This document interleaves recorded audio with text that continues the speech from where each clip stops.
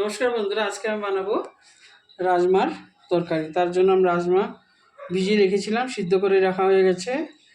Tomato paste করেছি, এটার মধ্যে মরিচ, ধনিয়া, জিরা, নুন, হলুদের গুঁড়ো দিয়ে ভিজিয়ে রেখেছি।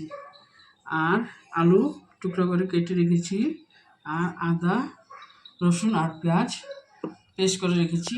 আর কড়াইতে বসে তেলটা দিয়ে দিয়েছিলাম তাড়াতাড়ি হওয়ার জন্য। তেলটা আমার গরম হয়ে গেছে, এখন আমি আলুটা আগে ভেজে নেব।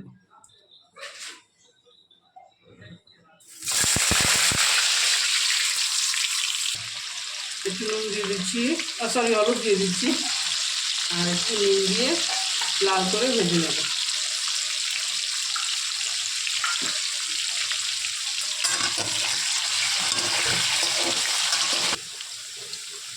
দুটো তেজপাতা দিয়ে দিচ্ছি, আগে দিইনি, তার জন্য এখন দিয়ে দিচ্ছি।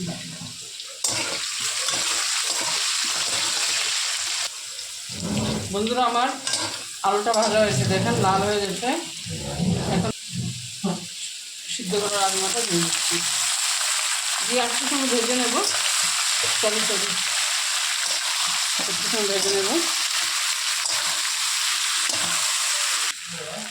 দেখুন বন্ধুরা, আমার একটু ভাজা হয়ে গেছে, কাঁচা গন্ধটা চলে গেছে রাজমার। এখন আমি মশলাটা ভিজানো যে ছিল এটা দিয়ে একটু কষিয়ে নেব আগে।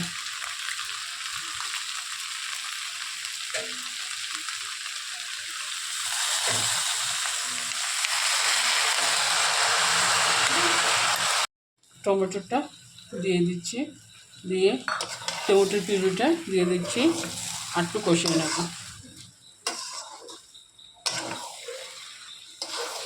রসুন পেঁয়াজের পেস্টটা দিয়ে এখন একটু কষিয়ে নেব। আমার কষানোটা হয়ে গেছে রাজমা। এখন একটু জল দিয়ে ভালো মতো জালটা দিয়ে দেবো।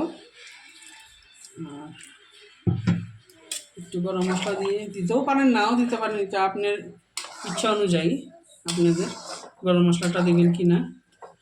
আর বেশি ঝোল রাখবেন না, তাহলে খেতে ভালো হবে না। রাজমাটা মাখা মাখা থাকলে খেতেও ভালো হবে, আর ঝোল থাকলে কী হবে, রাজমাটা আলগা থাকবে আর ঝোলটা আলগা হয়ে যাবে।